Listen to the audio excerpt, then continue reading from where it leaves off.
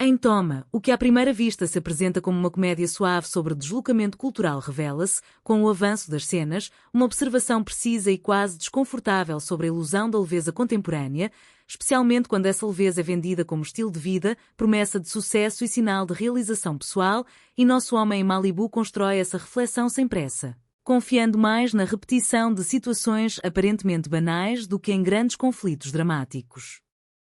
O filme acompanha um protagonista que chega a Malibu carregando a expectativa de que o ambiente, por si só, será transformador, e é justamente essa expectativa que o roteiro se encarrega de desmontar pouco a pouco, mostrando que a mudança de cenário não elimina tensões internas, apenas as reorganiza em novas formas. Desde as primeiras sequências, fica claro que o filme não pretende explorar Malibu como cartão postal, mas como um espaço funcional, quase burocrático em sua beleza, onde tudo parece aberto, solar e informal, mas onde regras implícitas operam com rigor silencioso. O protagonista entra nesse espaço acreditando que bastará boa vontade e adaptação para se integrar, mas rapidamente percebe que a informalidade do ambiente exige um grau constante de performance, uma necessidade de parecer confortável, produtivo e entusiasmado o tempo todo, mesmo quando a exaustão interna começa a se acumular. Uma das grandes forças de Thomas está na forma como ele transforma o cotidiano em matéria dramática sem recorrer ao exagero, utilizando reuniões aparentemente descontraídas, conversas triviais e eventos sociais leves para expor um sistema que confunde proximidade com disponibilidade total. O protagonista participa desses momentos com atenção e educação, mas seu olhar revela um esforço contínuo para decodificar expectativas que nunca são explicitadas, e essa tensão entre o que é dito e o que é exigido se torna um dos motores mais consistentes do filme. Há uma cena emblemática em que ele é convidado a opinar sobre um projeto em um ambiente informal, cercado de sorrisos e comentários positivos, mas quando expressa uma ressalva mínima, o clima muda de forma quase imperceptível, revelando que a abertura ao diálogo tem limites bem definidos. O filme não dramatiza esse momento de forma evidente, mas o prolonga em pequenos silêncios e trocas de olhares, deixando claro que a discordância, mesmo educada, tem um custo simbólico naquele contexto.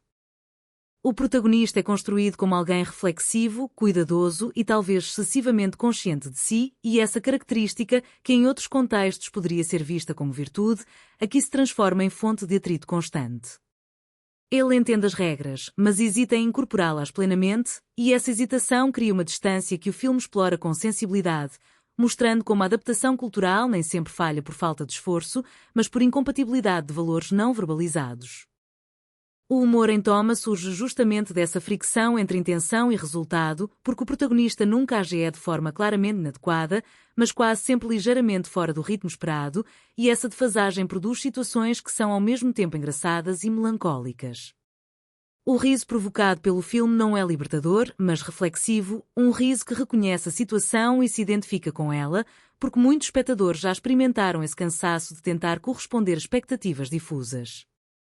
Visualmente, o filme trabalha com enquadramentos que reforçam a ideia de exposição constante, colocando o protagonista em espaços abertos, iluminados, mas emocionalmente vazios, e essa escolha estética contribui para a leitura crítica do ambiente, sugerindo que a transparência aparente não garante acolhimento real. Malibu aparece como um lugar onde tudo é visível, mas pouco é dito de forma honesta. E essa contradição atravessa toda a narrativa. Outro aspecto relevante é como Toma aborda o trabalho como extensão da identidade, especialmente em contextos que misturam vida pessoal e profissional de forma deliberada. As cenas em que o protagonista tenta estabelecer limites sutis entre disponibilidade e preservação pessoal revelam um conflito contemporâneo muito reconhecível, em que dizer não, ou mesmo pedir tempo, passa a ser interpretado como falta de comprometimento. O filme observa esse fenómeno sem didatismo, deixando que as situações falem por si e que o desconforto se acumule de maneira orgânica.